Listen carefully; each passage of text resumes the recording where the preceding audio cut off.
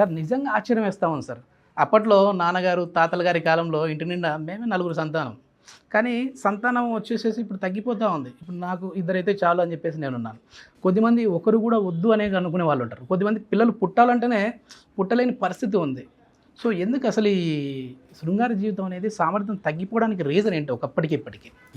అసలు మీరు ఒక 4 జనరేషన్స్ గురించి అడిగారండి. సార్ ఇప్పుడున్న యంగ్ జనరేషన్ అంటే 18 to 25 ఇయర్స్ వరకు, 25 నుంచి 40 ఇయర్స్ వరకు, 45 నుంచి 40 ఇయర్స్ నుంచి 60 ఇయర్స్ వరకు జనరేషన్స్ గురించి మీరు అడిగారు.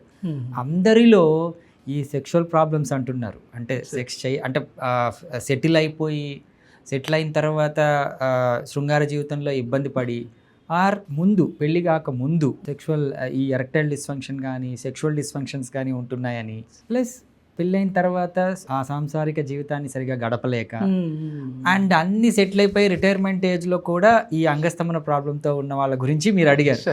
సో అందులో చాలా డీప్గా వెళ్తే ఏంటి అంటే లైఫ్ స్టైల్ గురించి మాట్లాడారు. సార్ మేము ముందు ఇలా ఉన్నాం, ఇప్పుడు ఉన్నాం.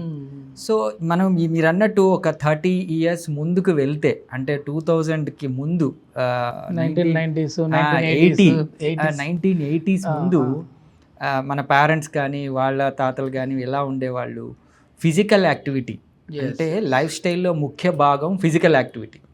ఈవెన్ ఫిమేల్ పార్ట్నర్ కూడా ఎలా ఉండేది, వాళ్ళు ఫర్ ఎగ్జాంపుల్ వాళ్ళు నీళ్లు మోసేవాళ్ళు. అంటే it's a typical example of pelvic exercises. మనం అంటే పిండి రుబ్బడం కానివ్వండి, ఈ ఫిజికల్ యాక్టివిటీస్ అన్నీ వాళ్ళు తెలియకుండానే వాళ్ళ సెక్షువల్ హెల్త్ని బాగా ఇంప్రవైజ్ చేసేది.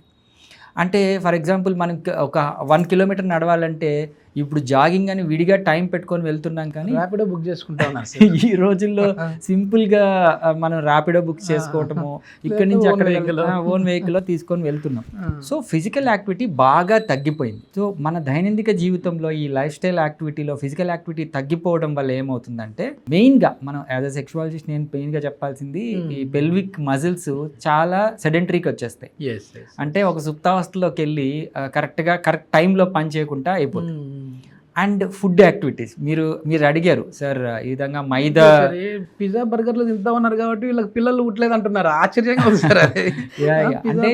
మైదా ఇది తీసుకోవడం వల్ల అంగస్తమన సమస్య ఎట్లా వస్తూ ఉంది అసలు? అవును, అంటే కొద్దిగా రీసెర్చ్లోకి వెళ్తే ఏంటంటే junk foods leads to erectile dysfunction, lifestyle చేంజెస్లో అదొక మార్పు. మన ఫిజికల్ యాక్టివిటీతో పాటు మనం తీసుకునే ఆహారంలో కూడా ఇట్లాంటి సమస్యలు వస్తున్నాయని. సో మైదా ఏం చేస్తుంది అంటే బేసికలీ మన షుగర్ లెవెల్స్ని పెంచుతుంది. దాంతో పాటు లాంగ్ టర్మ్లో ఇలా తీసుకోవడం వల్ల వాళ్ళకి హెల్త్ ఇష్యూస్ వస్తాయి. అందులో ఫస్ట్ది మనము ఎరెక్టైల్ డిస్ఫంక్షన్గా పేర్కొనవచ్చు. సో ఈ జంక్ ఫుడ్స్ ఏం చేస్తాయంటే కోమార్బిడ్ కండిషన్స్ అంటాం కదా, మన బ్లడ్ లెవెల్స్లో షుగర్ను పెంచడం కానివ్వండి, ఈవెన్ బీపీ పెంచడం కానివ్వండి, థైరాయిడ్ లెవెల్స్ ఇష్యూస్ కానివ్వండి, ఇవన్నీ ఆహార పదార్థాలతో వస్తాయి కదా మన మెయింటెనెన్స్. సో ఈ మార్పులు కూడా జరుగుతున్నాయి. ఈ జనరేషన్స్ చూసుకుంటూ పోతే ఫస్ట్ ఏం తినేవాళ్ళు, ఇప్పుడు ఏం తినేవాళ్ళు దానికి కిందకు వస్తే ఇప్పుడు జంక్ ఫుడ్స్ ఎక్కువ అలవాటు పడిపోయి మనము ఈ ఎరెక్టైల్ డిస్ఫంక్షన్ అనేది వస్తుంది.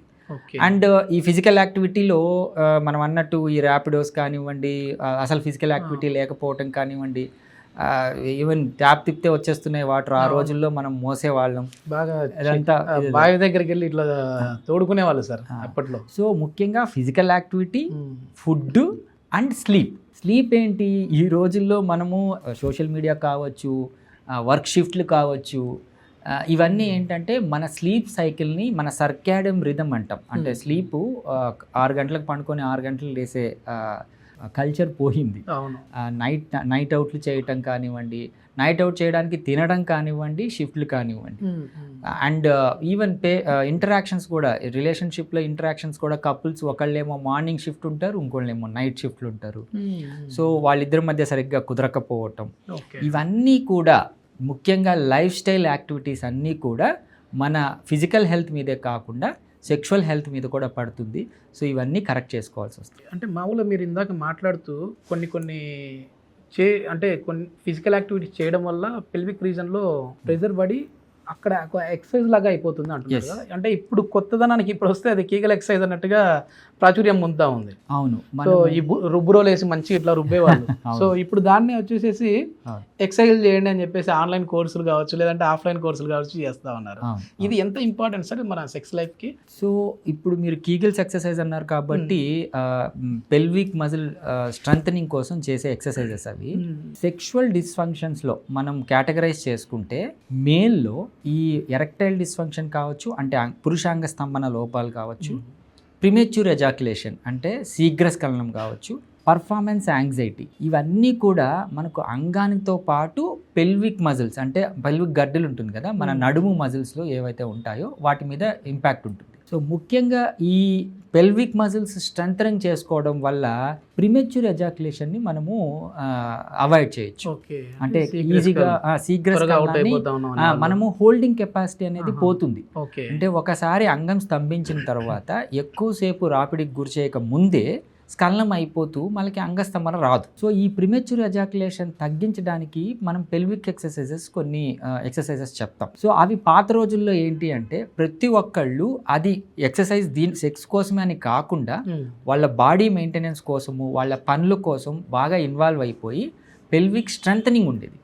అందుకే నడుము గట్టిగా ఉండేది. ఈవెన్ మనం ఫిమేల్లో చూసుకుంటే బర్త్లు ఈజీ బర్త్లు అంటే నార్మల్ డెలివరీలు అయ్యేటివి. ఎందుకంటే ఆ పెల్విక్ మజిల్స్ చాలా స్ట్రెంథన్గా ఉండేటివి. ఒక బేబీని ఎక్స్పెల్ చేయడానికి కావాల్సిన స్ట్రెంగ్త్ ఉండేది. ఈ రోజుల్లో సిజేరియన్స్ ఎక్కువ అవటం కానివ్వండి, సెక్షువల్ యాక్టివిటీలో అంత ఇంట్రెస్ట్ చూపించకపోవటం కానివ్వండి, మగవాళ్ళలో ప్రిమెచ్యూర్ ఎజాక్యులేషన్స్ కానివ్వండి, ఇవన్నీ ఫిజికల్ ఎక్సర్సైజ్కి సంబంధించినవి. సో ఈ కీగల్స్ ఎక్సర్సైజెస్ ఏంటంటే మనం ఎక్సర్సైజ్ అంటే మనం ప్రిస్క్రైబ్ చేసి డాక్టర్ ప్రిస్క్రైబ్ వాళ్ళకి ఆల్రెడీ ఫిజికల్గా ఇబ్బంది అయినప్పుడు ఇట్లాంటివి ప్రిస్క్రైబ్ చేయాలి. ఇంట్రడక్షన్లో ఒక మాట చెప్పాను, అంటే భార్యాభర్త ఇంటిమేట్ అవ్వాలి అనే దానికి బిఫోర్ వాళ్ళు ప్లాన్ చేసుకుంటా ఉన్నారు. అంటే ఒక 4 రోజుల ముందే ఫలానా రోజు కలుద్దాం, ఈ రోజు కలుద్దాం అని. ఒకప్పుడు ఇట్లా ఉండేది కాదు. అది కూడా కలిసేకి బిఫోర్ వయాగ్రా లాంటివి వాడుతూ ఉన్నారు. అసలు ఎందుకు వస్తూ ఉంది ఈ పరిస్థితి? మామూలుగా అసలు వయాగ్రా వాడచ్చా వాడకూడదా? సో ఈ వయాగ్రా పిల్ ఏంటంటే ముఖ్యంగా మనం ముందు హనీమూన్ పిల్ అనేవాళ్ళం. మీకు ఫస్ట్లో అంటే 1980s అలాంటప్పుడు పెద్దవాళ్ళు యూజ్ చేసేవాళ్ళు అండ్ యంగ్ జనరేషన్లో వాళ్ళు అసలు తెలిసేది కాదు. సో తర్వాత ఏమైంది అంటే విరివిగా దొరకటం మొదలైంది ఈ వయాగ్రా పిల్. డిస్క్రిప్షన్ లేకుండా కూడా ఇస్తా ఉన్నారు. అసలు వయాగ్రా కనిపెట్టింది మనము హైపర్ టెన్షన్ యూజ్ చేయడానికి, హైపర్ టెన్షన్ తగ్గించడానికి, ఉన్న బీపీని తగ్గించడానికి. ఇదేది ఏమవుతుందంటే ఇది వేసుకున్నప్పుడు అంగం స్తంభించడం మొదలవుతుంది కాబట్టి దాన్ని హనీమూన్ పిల్ లాగా వాడేవాళ్ళు. సో ఫైనలీ యంగ్ ఏజ్లో యూజ్ చేయటం వల్ల బిలీవ్ మీ ఒక్కసారి వయాగ్రా పిల్ యూజ్ చేస్తే ఇదేదో బాగుందని చెప్పి రిపీటెడ్గా తీసుకుంటారండి. అది ఒక అడిక్షన్ లాగా అయిపోతుంది. సో పిల్లలు దాన్ని అంటే పిల్లలు అంటే యంగ్ ఏజ్లో ఉన్న వాళ్ళు, ఎర్లీగా మ్యారేజ్ అయిన వాళ్ళు దాన్ని తీసుకుంటే ఏంటంటే దిర్ is every chance of getting addiction to the Viagra పిల్. సో దాన్ని అవాయిడ్ చేయడం అనేది మంచిది.